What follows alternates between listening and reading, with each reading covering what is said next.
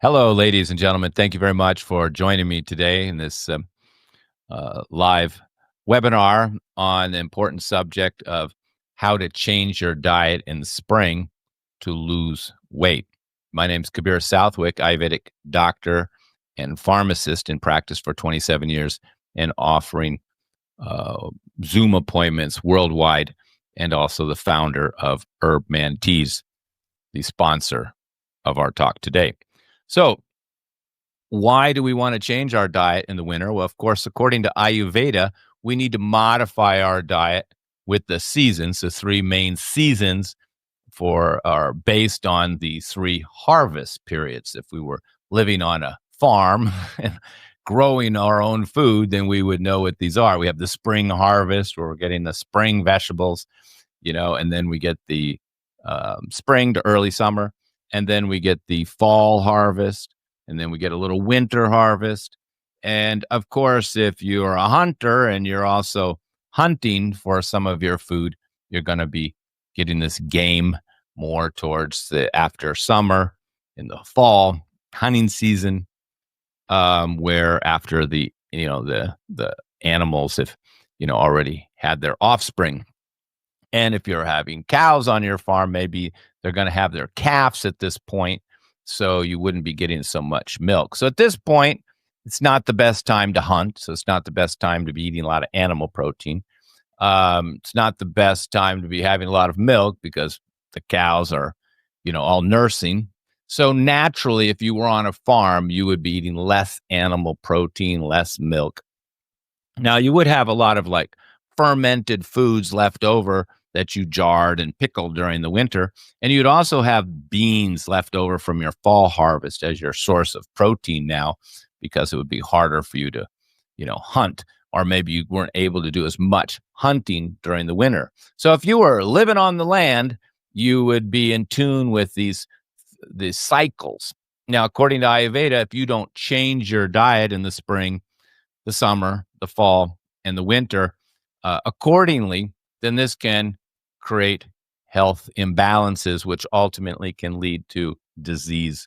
And in spring, we could just look at the animals, for example, like a squirrel. And a squirrel, he will, in the fall, he'll collect all the little nuts and he'll kind of plump it up and even store the nuts through the winter, just like a person would store animal protein and pickled products, and canned products through the winter, and eat those until spring came. And then when spring came, he would have all the little sprouts, and there maybe would be some roots still underneath the ground, which he can dig up. Deers even dig up roots, in the early spring to get some food, and they eat the early sprouts of early leaves on the trees. So this would be their natural diet. And to some degree, if you were growing your own garden, you'd start to have, like, all my vegetables are now like about this high. So I could be trimming all these off and be having a sprout salad, and already have some cilantro coming out. I've got carrots that are small, but I could do the carrot tops. A lot of leafy greens are still I have little sprouts of them. And of course, we have for the summer harvest, we have the nightshade family, the tomatoes, the eggplant, the bell pepper, and they should start coming forward in the summer. And in fact, they say if you have the nightshades in the winter, causes more inflammation than if you have the nightshades in the summer. And many people now know nightshades like tomatoes cause inflammation. But in Ayurveda, in their season where you would harvest them in the summer, they're not as inflammatory. And if you eat them out of season, which I think many of us do have tomatoes out of season, then this creates inflammation. Many people know it. These tomatoes or nightshades or lectins, the skin and the seed of tomatoes in particular, are inflammatory. But it's really, according to Ayurveda, it's more inflammatory in the winter because you're eating it out of season. And when you come into the spring, like I said, if you were living on the land, you wouldn't have so much meat. Maybe you'd have some jerky dried from last year that you smoked and you dried. You would have little animal protein. you just have your garden just starting to come forward with the sprouts, and you'd probably be having a lot of pickles, a jarred food left over still, that took you through the winter, waiting for your spring harvest to come forward. So that's where we'd be naturally, and that's what you need to be following to stay in harmony with nature and allow your body to adjust to the different temperatures. Because in the wintertime, it's cold and dry, and this is a time we're going to create more mucus. And because of the cold, we want to eat more warming foods and garlic and onions and put on weight to protect us from the cold and the wind. So generally, we need thicker skin, literally, to uh, build resistance against the cold, windy weather in the wintertime. So in the winter, when it's freezing and I'm going outside in freezing weather, even though I'm all, have my jacket and everything, you feel like after I've been outside taking care of my animals in the winter time, sometimes I have to put like a blanket on my horse. I have to put, heating bowls for the water for the chickens, the ducks, the cats, the dogs, so their water doesn't freeze. So there's always a little work I have to do or maintain during the winter for the animals. And little lamps. I have doves, so I have to keep them all warm. But anyway, when I come in from that cold weather, taking care of my animals, whether it's in the early morning or in the evening, I am so hungry. I feel like I could just, you know, eat a big, heavy meal. I feel like something warm and hot and big. That's where I'm going to want to feel like pasta or some big chunk of fish, or, I don't eat much red meat at all and none at all, really. But, I just feel like I need to eat more. And particularly in the morning, I feel like I have to have a bigger meal because I'm going to go out in the cold weather. So, but in the spring, not so. Now we want to cool the body down. We want to shed the extra fat. And if we don't change our diet in the spring, we'll accumulate fat, we'll accumulate mucus, basically kapha dosha. Kapha dosha is more dominant in the springtime. So we basically are following a more kapha balancing diet. Kapha balancing diet is basically more of a lighter diet. So these are the key words: light and dry. So you're wanting light and dry foods to lighten the body, lose some weight, and a little bit more dry, not so oily and heavy that we have in the wintertime. And then you will lose, I can fluctuate 5, 6 pounds, even 10 pounds between winter and late spring. And that's normal. So now that spring's here, we want to eat lighter foods. What would we do instead of having steaks and pasta, we can have more bean dishes. Instead of a big hearty breakfast of eggs and, animal protein, we could just eat maybe an apple. And now that it's very hot outside and I go out in the morning to take care of my animals, it's hot. When I come back inside, I'm fine with an apple. I'm a little sweaty. Sometimes I take a shower to cool down and just eat an apple and I'm fine. So now's the time to be like skipping breakfast or having a lighter dinner. During the winter, I want 3 heavy meals to keep myself warm and, during the winter. And now I'm just having very light dinners. I mean, even I could skip dinners. I've just been having like salads with a little salmon chopped on top and not big, heavy meals. So that's the key theme for the winter. Spring is lighter foods. Pasta is heavy, cheese is heavy, and meat is heavy. So all lighter foods instead of dark chicken meat, at least do white chicken meat. But, for many of us, we could just do legumes, beans. So, usually I'll do like a salad with some garbanzo beans or black bean salad or a quinoa salad, and that's it for dinner. And since I skip breakfast, I'm pretty hungry by lunch. So sometimes I have a little bit bigger lunch. So you could first go down to 2 meals a day.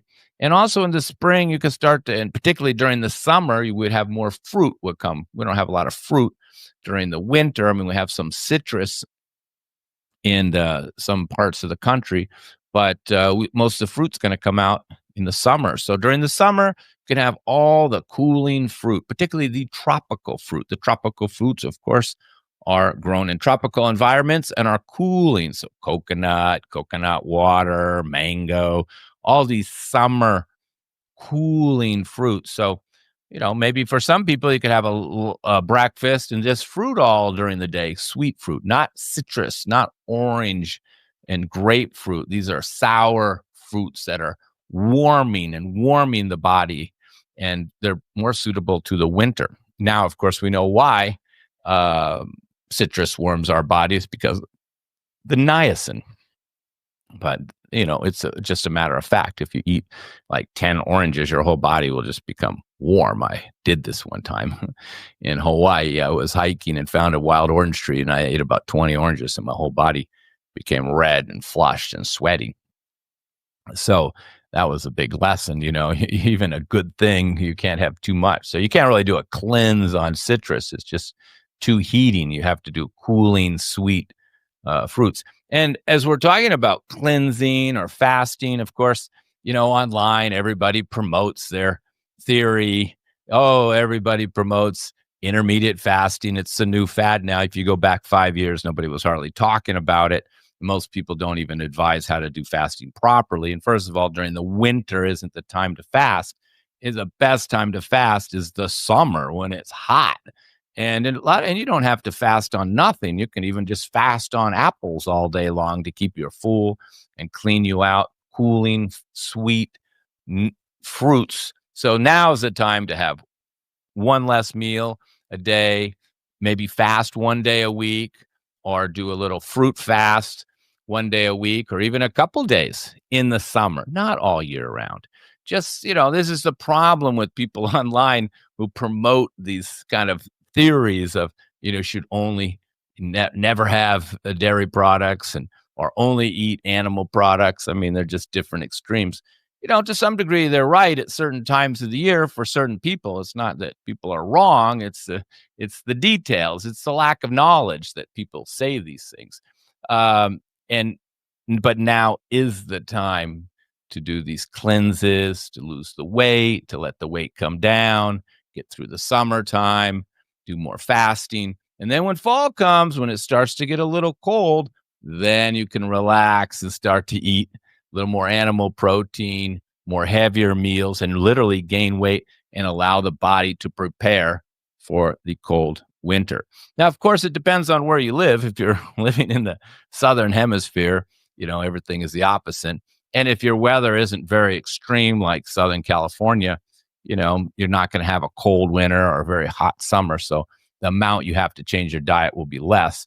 But here in Southern Texas, we have a hot summer, we have a cold winter, and we have a clear fall, a clear spring. And the harvest is very much geared to these seasons. Well, in Southern California, you can almost grow year round. Particularly in a little greenhouse, you can just grow almost all year round, almost most vegetables. So, if your weather's more moderate, then it's going to be different. So it also depends on where you live. If you live in Hawaii and it's nice and warm, then you're going to have tropical foods all the time. But even when it's raining, Ayurveda says you shouldn't have cold foods and yogurt and milk during rainy days. So there's a lot of details in Ayurveda. That's why they call it wisdom, not YouTube research. It's a big difference between ancient wisdom and social media healthcare. Social media healthcare was just invented recently and is mostly based on fads and people's personal opinions of people who are unqualified. And they just keep changing, and they're more interested in an audience or promoting themselves than they are anything else. But Ayurveda, this is ancient wisdom. It's been going back thousands of years to adjust your diet to the seasons, eat what's in season, allow your body to, gain a little weight in the winter and lose the weight in the spring and have your lowest weight in the summer. So now is the time to do your spring cleanse, do your spring detox, to be fasting, to eating lighter and not eating so much animal protein. and lose some weight. Now's the easy time. A lot of people struggle in losing weight in the winter because it's the wrong time to lose weight. The body doesn't want to lose a weight in the winter, but now the body wants to shed it. And if you don't make these changes, you will accumulate your weight. So if you don't make the change to your diet now, maybe you put on 5 or 10 pounds during the winter and you don't shed it now, well, next year you're going to start 5 or 10 pounds higher. And then, after 10, 15 years, you're up to 50 pounds. So, if you gained a little weight, now's the time to lose it so you don't accumulate the extra weight.